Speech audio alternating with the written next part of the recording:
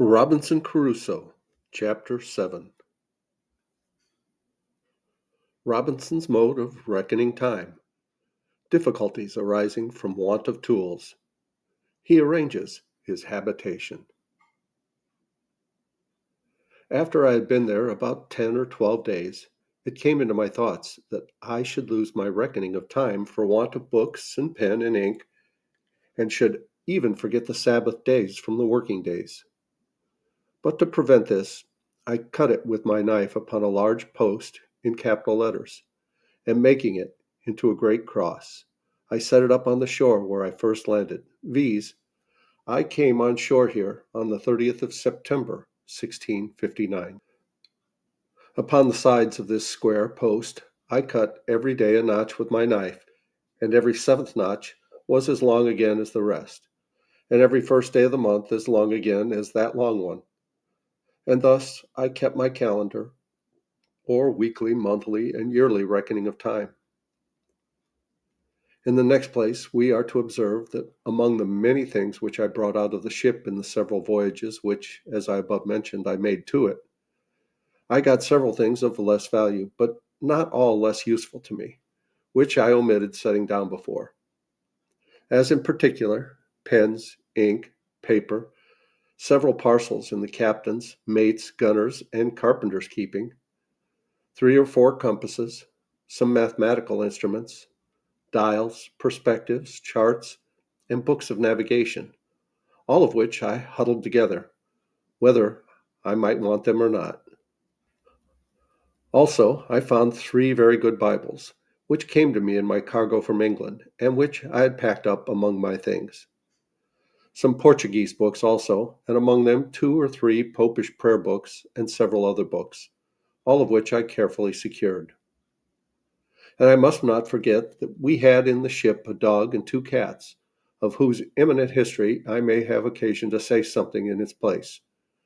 For I carried both the cats with me, and as for the dog, he jumped out of the ship himself and swam on shore to me the day after I went on shore with my first cargo, and was a trusty servant to me many years. I wanted nothing that he could fetch me, nor any company that he could make up to me. I only wanted him to talk to me, but that would not do. As I observed before, I found pen, ink, and paper, and I husbanded them to the utmost. And as I shall show, that while my ink lasted, I kept things very exact. But after that was gone, I could not, for I could not make any ink by any means that I could devise. And this put me in mind that I wanted many things notwithstanding all that I had amassed together. And of these, this of ink was one, as also spade, pickaxe, and shovel to dig or remove the earth, needles, pins, and thread. As for linen, I soon learned to want that without much difficulty. This want of tools made every work I did go on heavily, and it was nearly a whole year before I had entirely finished my little pale or surrounded habitation. The piles or stakes, which were heavy as I could well lift, were a long time in cutting and preparing in the wood, and more by far in bringing home.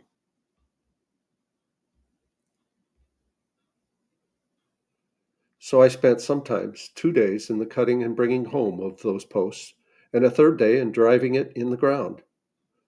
For which purpose I got a heavy piece of wood at first, but at last bethought myself of one of the iron crows, which, however, though I found it, yet it made driving those posts or piles very laborious and tedious work. But what need I have been concerned at the tediousness of anything I had to do, seeing I had time enough to do it in? Nor had I any other equipment, if that had been over, at least that I could foresee, except the ranging of the island to seek for food, which I did more or less every day. I now began to consider seriously my condition and the circumstances I was reduced to, and I drew up the state of my affairs in writing, not so much to leave them to any that were to come after me, for I was like to have but few heirs, as to deliver my thoughts from daily poring over them and afflicting my mind. And as my reason began now to master my despondency, I began to comfort myself as well as I could, and to set the good against the evil, that I might have something to distinguish my case from worse. And I stated it very impartially, like debtor and creditor. The comforts I enjoyed against the miseries I suffered, thus: Evil. I am cast upon a horrible, desolate island, void of all hope of recovery. Good. But I am alive and not drowned, as all my ship's company was. Evil. I am singled out and separated, as it were, from all the world to be miserable. Good. But I am singled out too from all the ship's crew to be spared from death, and he that miraculously saved me from death can deliver me from this condition. Evil. I am divided from mankind, a solitaire, one banished from human society. Good. But I am not starved and perishing on a barren place, affording no subsistence. Evil. I have not clothes to cover me. Good. But I am in a hot climate, where if I had clothes, I could hardly wear them. Evil. I am without any defense or means to resist any violence of man or beast. Good. But I am cast on an island, where I see no wild beast to hurt me, as I saw on the coast of Africa. And what if I had been shipwrecked there? Evil. I have no soul to speak to or relieve me. Good. But God wonderfully sent the ship in near enough to the shore that I have gotten out so many necessary things as will either supply my wants or enable me to supply myself even as long as I live. Upon the whole, here was an undoubted testimony that there was scarce any condition in the world so miserable, but there was something negative or something positive to be thankful for in it. And let this stand as a direction from the experience of the most miserable of all conditions in this world, that we may always find in it something to comfort ourselves from, and to set in the description of good and evil on the credit side of the account. Having now brought my mind a little to relish my condition, and given over looking out to see if I could spy a ship, I say giving over these things, I began to apply myself to accommodate my way of life and to make things as easy to me as I could. I have already described my habitation, which was a tent under the side of a rock, surrounded with a strong pale of posts and cables. But I might now rather call it a wall, for I raised a kind of wall up against it of turfs about 2 feet thick on the outside, and after some time, I think it was a year and a half, I raised rafters from it leading to the rock, and thatched or covered it with boughs of trees and such things as I could to keep out the rain, which I found at some times of the year very violent. I have already observed how I brought all my goods into this pail and into the cave which I had made behind me. But I must observe too that at first this was a confused heap of goods, which as they lay in no order, so they took up all my place. I had no room to turn myself. So I set myself to enlarge my cave and worked farther into the earth, for it was a loose sandy rock which yielded easily to the labor I bestowed on it.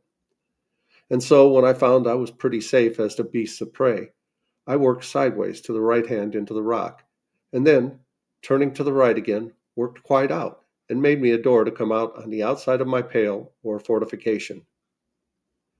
This gave me not only egress and regress, as it were, a back way to my tent and my storehouse, but gave me room to stow my goods. And now I began to apply myself to make such necessary things as I found most wanted, as particularly a chair and a table. For without these I was not able to enjoy the few comforts I had in the world. I could not write or eat or do several things with so much pleasure without a table. So I went to work, and here I must needs observe that as reason is the substance and original of the mathematics, so by stating and squaring everything by reason, and by making the most rational judgment of things, every man may be in time master of every mechanical art. I had never handled a tool in my life, and yet in time, by labor, application, and contrivance, I found at last that I wanted nothing but I could have made it, especially if I had had tools. However, I made abundance of things, even without tools, and some with no more tools than an adze and a hatchet, which perhaps were never made that way before, and that with infinite labor. For example, if I wanted a board, I had no other way but to cut down a tree, set it on edge before me, and hew a flat on either side with my axe, till it had brought it to be as thin as a plank, and then dab it smooth with my adze. It is true, by this method I could make but one board out of a whole tree, but this I had no remedy for but patience, any more than I had for the prodigious deal of time and labor which it took me to make a plank or board. But my time or labor was little worth, and so it was as well employed one way as another. However, I made me a table and a chair as I observed above in the first place, and this I did out of the short pieces of boards that I brought on my raft from the ship. But when I had wrought out some boards as above, I made large shelves of the breadth of a foot and a half, one over another, all about one side of my cave, to lay my tools, nails, ironwork, and, in a word, to separate everything at large in their place, that I might come easily at them. I knocked pieces into the wall of the rock to hang my guns and all things that would hang up, so that my cave had been to be seen. It looked like a general magazine of all necessary things, and I had everything so ready at my hand that it was a great pleasure to me to see all my goods in such order, and especially to find my stock of all necessaries so great. And now it was that I began to keep a journal of every day's employment. For indeed, at first, I was in too much hurry, and not only hurry as to labor, but in too much discomposure of mind, and my journal would have been full of many dull things. For example, I must have said thus, September the 30th, after I got to shore and had escaped drowning, instead of being thankful to God for my deliverance, having first vomited with great quantity of salt water which was gotten into my stomach, and recovering myself a little, I ran about the shore, wringing my hands and beating my head and face, exclaiming at my misery and crying out, I was undone, undone, till, tired and faint, I was forced to lie down on the ground to repose, but durst not sleep for fear of being devoured. Some days after this, and after I'd been on board the ship and got all the things I could out of her, yet I could not forbear getting up to the top of a little mountain and looking out to sea in hopes of seeing a ship. Then fancy, at a vast distance, I spied a sail, pleased myself with the hopes of it, and then, after looking steadily till I was almost blind, lose it quite, and sit down and weep like a child, and thus increase my misery by my folly. But having gotten over these things in some measure, and having settled my household stuff and habitation, made me a table and a chair, and all as handsome above me as I could, I began to keep my journal, of which I shall here give you the copy, though in it will be told all these particulars over again, as long as it lasted, for having no more ink, I was forced to leave it off. And we'll continue with Chapter 8 in the next video. Please like, subscribe. I love you guys. As Tigger says, ta-ta for now.